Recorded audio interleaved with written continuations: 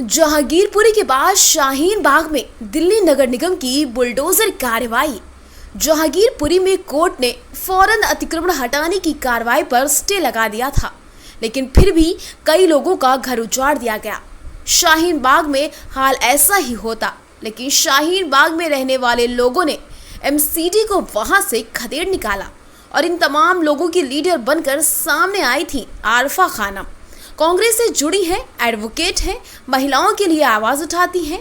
शाहीन बाग में अतिक्रमण हटाने के लिए पहुंचे बुलडोजर पर आरफा अपने फ्रैक्चर पैरों की परवाह किए बगैर चढ़ गई। मीडिया ने कई सारी तस्वीरें ली, लेकिन आरफा की बात जितनी सोशल मीडिया पर हुई उतनी नेशनल टेलीविजन पर नहीं।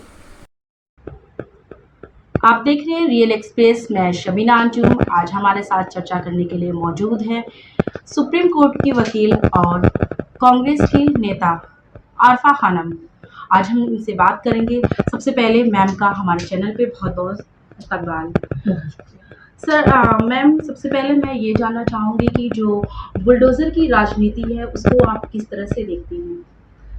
देखिए, जिस तरीके से देश भर में बुलडोजर की राजनीति, नफरत की राजनीति हो रही है, देश को बांटने की राजनीति हो रही है, ये हम लोगों को समझने की ज़रूरत है। जिस तरीके से देश भर में बुलडोजर का खौफ बिठाने की कोशिश की जा रही है, जहांगीरपुरी में हमने साफ तौर से देखा कि जहांगीरपुरी में जिस तरीके से रामनवमी की शोभा यात्रा और हनुमान जयंती की शोभा यात्रा के नाम पर वहां पर दंगा भड़काने की कोशिश की गई और उसके बाद जिस तरीके से गरीबों के घरों और रोजगारों पर बुलडोजर चलाने की कोशिश की गई, साफ जाहिर है।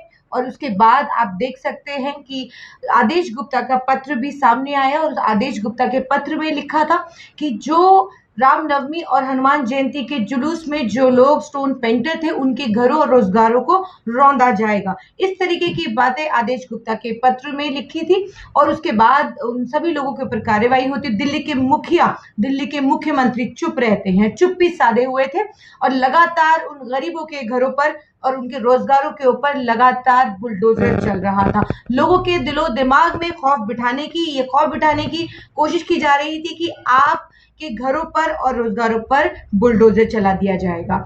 और जिस केजरीवाल को लोगों ने वोट दिया था, विकास के नाम पर वोट दिया था, एक बदलाव के नाम पर वोट दिया था, ये वही केजरीवाल हैं जो ये कहते थे झुग्गी झोपड़ी के बदले मकान दिया जाएगा। आज देख लीजिए, मकान और रोजगार तो नहीं मिला, लेकिन मकान और रोजगार छीना जा रहा है। और उसके बाद देखिए, जिस तरीके से देश भर में हमने अंबेडकर नगर में देखा कि वहां पर रामनवमी के नाम पर वहां पर जिस तरीके से जुलूस निकाला गया, लोगों के हाथों में हथियार थे, वहां पर भगवाधारी हथियार लहरा रहे थे। और पूरे दिल्ली में ही क्यों, पूरे देश भर में इस तरीके के भगवाधारी लोगों के दिल में खौफ बिठाने की कोशिश कर रहे हैं। और उसके बाद ये बुलडोजर शाहीन बाग में भी पहुंचा। 9 तारीख की घटना है। 9 तारीख को जिस तरीके से शाहीन बाग में ये बुलडोजर को लाया गया, हम सभी लोग अपने अपने घरों में थे और लगातार मेन स्ट्रीम मीडिया इस खबर को इस तरीके से दिखा रहा था कि अब जो कार्यवाही, जो अतिक्रमण हटाने की कोशिश शाहीन बाग से हो रही थी, तो वो अब नहीं होगी क्योंकि एमसीडी को फोर्स नहीं मिली। मैम, मैं ये जानना चाहूँगी, जब शाहीन बाग में बुलडोज़र आया, उस वक्त जब बुलडोज़र चल रहा था, उस वक्त आपके पैर में काफ़ी चोट लगी हुई थी, तो आपको बुलडोज़र के सामने आने में कोई डर नहीं लगा? देखिए, डर किस बात का था, क्योंकि जो बुलडोजर लाया गया वो नफरती बुलडोजर था। और जिस वक्त हम लोग वहां पर पहुंचे, क्योंकि उससे पहले तो हम लोगों को ये खबर थी कि बुलडोजर नहीं चलाया जाएगा, लोगों ने जो अतिक्रमण था, लोगों ने पहले 1 हफ्ते पहले ही वो उसको साफ कर दिया था, लोगों ने हटा लिया था। तो अब कालिंदी कुंज वाला जो रोड है, जो कालिंदी कुंज रोड पे जो फर्नीचर मार्केट है, वहां से तो लोगों ने जो जमीनें हैं वहां पर जहां पर फर्नीचर रखा हुआ था, लोगों ने उसको हटा लिया था एहतियातन। जब जहांगीरपुरी के बाद शाहीन बाग की बात हो रही थी, शाहीन बाग चर्चा में था कि शाहीन बाग में भी इस तरीके का अतिक्रमण को हटाया जाएगा, तो लोगों ने खुद से वो जो फर्नीचर बाहर रखा हुआ था नाले पर, जो सिंचाई विभाग के अंदर आती है, तो वहां से वो हटा लिया था। जब 9 तारीख की सुबह को जब हम लोग लगातार ये देख रहे थे, खबरें देख रहे थे कि अब शाहीन बाग में अब ये बुलडोजर नहीं चलाया जाएगा क्योंकि एमसीडी को फोर्स नहीं मिली थी, हम लोग अब आराम से घर पे बैठे थे। लेकिन फिर अचानक शोर मचता है कि बुलडोजर आ रहा है।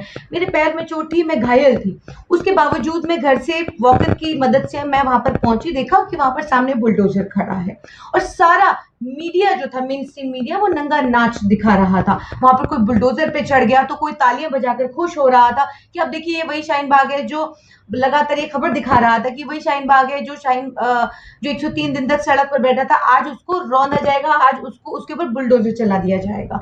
हम लोग वहां पर पहुंचे, हम लोगों ने वहां पर पीडब्ल्यूडी के अधिकारी, एमसीडी के अधिकारी को ढूंढने की कोशिश की, उनसे बात करने की कोशिश की कि हम लोग उनसे कम से कम बात करें कि क्या किसी जगह को आपने चिन्हित किया है जहां पर आप बुलडोजर चलाने आए हैं, क्या कोई ऐसी जगह है जिसको जो अतिक्रमण आप हटा रहे हैं। हम उनको रोकना नहीं चाहते थे और ना हम उनको रोक रहे थे। हम ये चाहते थे कि जहां जहां पर जिस अमीर की ठाठ है, जिस अमीर की लग्जरी है, उसको वो हटाएं, उसको वो तोड़े, हमें कोई प्रॉब्लम नहीं है। लेकिन किसी गरीब पे, जिस तरीके से हमने जहांगीरपुरी में देखा कि वहां पर गुप्ता जी और झा जी अपना डॉक्यूमेंट्स दिखा रहे थे, अपना पेपर दिखा रहे थे, लेकिन उसके बावजूद भी सुप्रीम कोर्ट के आदेश के बाद भी उनके घर को, उनके रोजगार को तोड़ दिया गया। आने में क्या आप मदद कर पाए ऐसे लोगों की? नहीं, बिल्कुल हमने बुलडोजर को रोका क्योंकि वहां पर ना तो पीडब्ल्यूडी के अधिकारी थे, वहां ना वहां पे एमसीडी के अधिकारी थे। तो वो जो नफरती बुलडोजर, जो लोग, इलाके के लोग जो अतिक्रमण हटाना चाहते थे, वो क्या अतिक्रमण हटाना चाहते थे? जो कहीं पर अवैध पार्किंग है वो हटाना, कहीं पर अवैध पार्किंग है वो हटाना चाहते थे, जिस अमीर की ठाठ है उसको हटाना चाहते थे।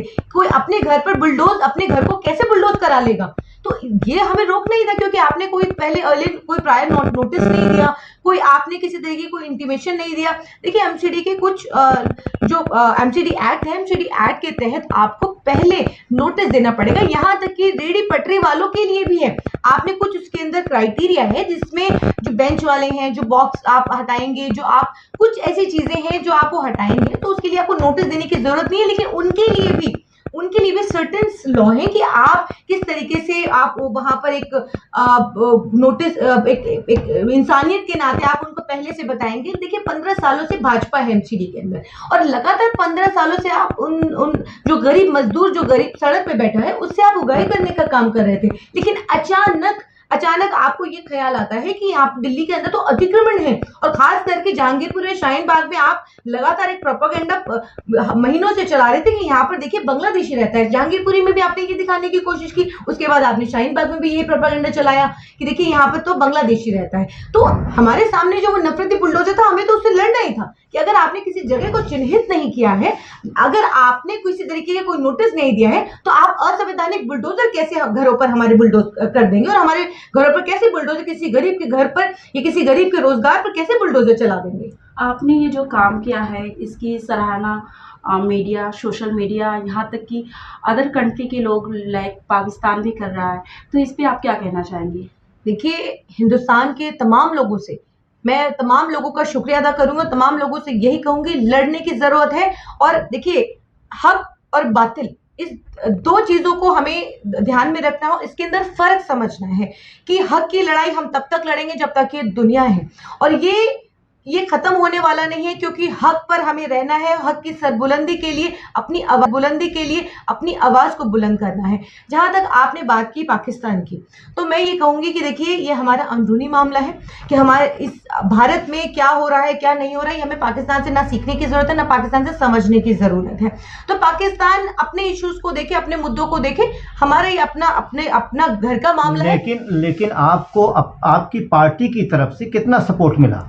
देखिए मेरी पार्टी हमारे साथ पूरी तरह से खड़ी थी और आपको याद होगा कि जिस वक्त हम लोगों को हिरासत में लिया गया था, तो उस वक्त हम लोग कालका जी पुलिस स्टेशन गए। वहां पर दिल्ली प्रदेश अध्यक्ष चौधरी अनिल कुमार जी वहां पर हम सभी कार्यकर्ताओं को लेने पहुंचे। उसके बाद वो शाहीन बाग में भी आए, अपने कार्यकर्ताओं की सराहना की। लेकिन एक बात और मैं कहूंगी कि जिस तरीके से कांग्रेस पार्टी अपने कार्यकर्ताओं के साथ खड़ी थी, वही हमें देखने को मिला जब मदनपुर खादर के अंदर कार्रवाई हुई। अमानतुल्लाह साहब को हिरासत में लिया गया, लेकिन अरविंद केजरीवाल जो दिल्ली के मुखिया है, उनके विधायक को हिरासत में लिया गया। पार्टी का कोई स्टैंड नहीं था, बंद का ऐलान किया गया। लेकिन सीएए और एनआरसी के दौरान देखा गया कि जिस तरह से कांग्रेस पार्टी के बड़े बड़े नेता भी यहाँ पर आए शाहीन बाग में, लेकिन आम आदमी पार्टी का कोई नेता शाहीन बाग का नाम भी नहीं ले रहा था।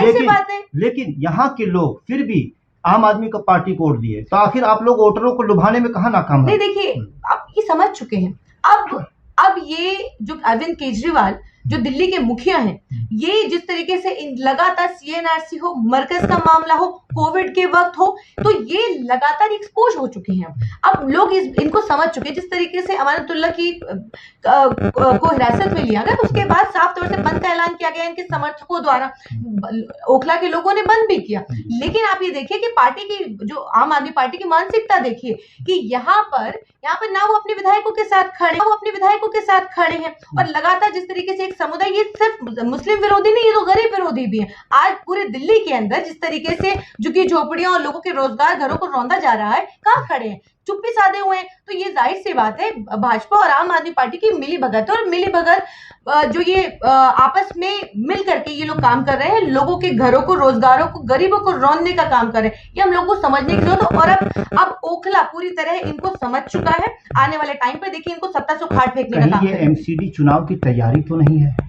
नहीं, देखिए एमसीडी चुनाव की तैयारी अगर आप कहेंगे, एमसीडी चुनाव पोस्टपोन हो चुके हैं, और इसको अगर आप सियासी गलियारों से देखेंगे कि अगर आप ये कहेंगे कि जो कांग्रेस पार्टी लोगों के साथ खड़ी है, अगर आप ये कहेंगे कि ये पॉलिटिक्स है, ये राजनीति है, तो जाहिर सी बात है क्यों ना करें राजनीति। अगर गरीब मजलूमों की आवाज उठाना, उनके साथ खड़े होना राजनीति है, तो हम राजनीति करें और हम पॉजिटिव राजनीति करें। इस बात की हमें खुशी है कि हम उन लोगों के साथ खड़े हैं जो गरीब, मजलूम, दलित, किसान, महिलाएं, उनके ऊपर अगर आप ये समझते हैं कि हम लोग राजनीति कर रहे हैं, तो ठीक है, ये राजनीति अच्छी है और ऐसी ही राजनीति होनी चाहिए। अच्छा अरफत, देखा गया कि नेता अक्सर चुनाव से पहले ही मैदान में नजर आते हैं, लेकिन आपको देखा गया कि साल साल आप जो है लोगों के लिए लड़ती हैं। मैंने कई कवरेज की आपकी, कभी कूड़ों के लिए, कभी मुद्दों के लिए। तो इतनी ऊर्जा, इतनी एनर्जी सालों साल कहाँ से ले आती हो? लोगों से मिलती है, आवाम से मिलती है। लोग जिस तरीके से आज देश भर में लोगों ने मुझे जो प्यार दिया, सराहा है, और सबसे बड़ी बात मैं ये कहूंगी, उन लोगों को सलाम करती हूँ, ओखला की आवाम को सलाम करती हूँ जो बदलाव चाहते हैं। और बदलाव के लिए लगातार हम लोगों के पास जिस तरीके से जो आप कूड़े की बात कर रहे हैं, ओखला के अंदर जो समस्या, सबसे बड़ी समस्या है, यहाँ के जो शाहीन बाग के जो आम आदमी पार्टी के पार्षद, उनको तो ये समस्या ही नहीं लगती, उनको लगता है राजनीति हो रही है, और यही राजनीति कर करके वो आवाम से वो वोट मांग रहे थे। और आज जब वो सत्ता के अंदर है, आज वो पार्षद बन गए, तो उसके बाद उनको ये मुद्दा ही नहीं नजर आता, और 5 साल ही नहीं नजर आता, और 5 साल तक उन्होंने सत्ता में रह करके कोई किसी तरीके का कोई काम नहीं किया। तो अब ये देखिए कि जाहिर सी बात है, आवाम चाहती है बदलाव, आवाम चाहती है ऐसे मुद्दों पर बात हो। तो आवाम ही ताकत है मेरी, और मैं शाहीन बाग की आवाम को सलाम करती हूँ। शाहीन बाग की आवाम ने जिस तरीके से बहादुरी का मुजाहरा दिया, बहादुरी से लड़े डटे, नफरती बुलडोजर के सामने हो, चाहे सीएनआरसी के वक्त में जिस तरीके से सड़क पर बैठे थे, तो ऐसे संविधान को बचाने की लड़ाई 103 दिन तक लड़ी, ऐसे नफरती बुलडोजर को वापस भेजने का काम किया। तो शाहीन बाग की आवाम बेदार आवाम है, हिम्मत वाली आवाम है, और मैं तमाम लोगों का शुक्रिया अदा करती हूँ, ओखला की खास करके आवाम का, जिन्होंने ऐसे लोगों को मुंह तोड़ जवाब दिया है, और सीएनआरसी से लेकर के अभी तक बुलडोजर की राजनीति तक, अभी तक जो है जिस तरीके से लोगों ने पूरी तरह से डटकर मुकाबला किया है, हौसले और सब्र के साथ, मैं सलाम करती हूँ। चोटिल होने के बावजूद आप बुलडोजर पर चढ़ गई, इसकी सराहना पूरे देश में हुई। क्या कुछ बड़े नेता जो आपको इस पे फोन किए, आपके पास आपकी हालचाल जाने या आपको सराहा? जी बिल्कुल, बहुत से लोगों का मेरे पास फोन आया, बहुत सारे लोगों ने मेरा हालचाल लिया। इस तरीके से उन्होंने कहा कि देखिए, आपने बहुत ही ज्यादा, आपके पैर में चोट आने के बाद भी आपने बड़ी हिम्मत से और बड़ी बहादुरी से आपने नफरती सांप्रदायिक ताकतों का मुकाबला किया है, हम लोग सलाम करते हैं। और बहुत से, नाम नहीं लूंगी, लेकिन बहुत से लोग जो हैं अपने ही सिर्फ कांग्रेस पार्टी से ही नहीं और अलग, क्योंकि इस वक्त जरूरत है सब लोगों को साथ खड़े होकर आवाज उठाने की। बहुत सारे लोगों ने, बड़े नेताओं ने फोन किए हैं और सराहा है, मेरी हिम्मत को सराहा है। और मैं मैम का बहुत बहुत शुक्रिया अदा करना चाहूँगी, जो पैर में चोट लगने के बावजूद भी मुझे अपना टाइम दिया। तो ये थी हमारे साथ आरफा खानम। चैनल पे बनी रही।